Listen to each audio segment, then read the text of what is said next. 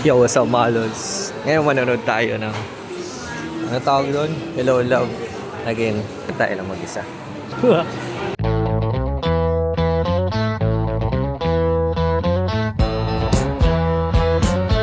Manonood ang single.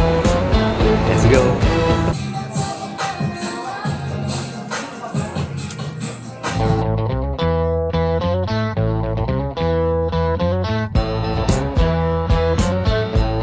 Let's go! Ang pelikulang ito ay rated PG. Sana lahat nagbabalikan mga ex ang takeaway ko doon. Most of the time, siguro mga 90%, mahirap kung parehas kayo ng partner mo na breadwinner.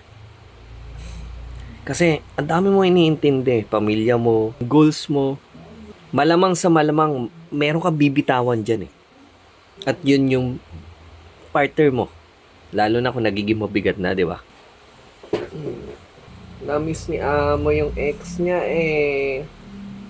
Pero wala na, di na pwede. Kilala mo yan, di ba, Pat? Kilala mo? Ano ba? Baba na? Ano yung naramdaman ko? Na-miss ko siya. Kaso di na pwede. May pamilya na siya eh. Bakit kasi Catherine, kamukha mo yung ex ko? Nakakainis. Alam mo yun, habang nanonood ako kanina, nakikita ko yung sarili namin dati. Pero, tapos na yan eh. Masaya na siya, masaya na rin ako. Ganun talaga. Hindi naging maganda yung pag-iwalay namin. Kaya, magpa-public apology na lang ako sa ex ko.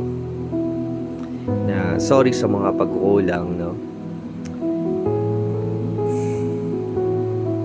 Naintindihan kita. Naintindihan kita kung bakit naging ganun yung resulta ng desisyon mo sa relasyon natin dahil siguro nagiging toxic na rin kasi ako. And I learned a lot from that. Na yung mga bagay na yun, hindi ko nagagawin sa magiging future ko. And I just want to say thank you sa'yo at naging parte ka ng buhay ko. Ingat kayo mga lods. Spread love and not hate. Peace.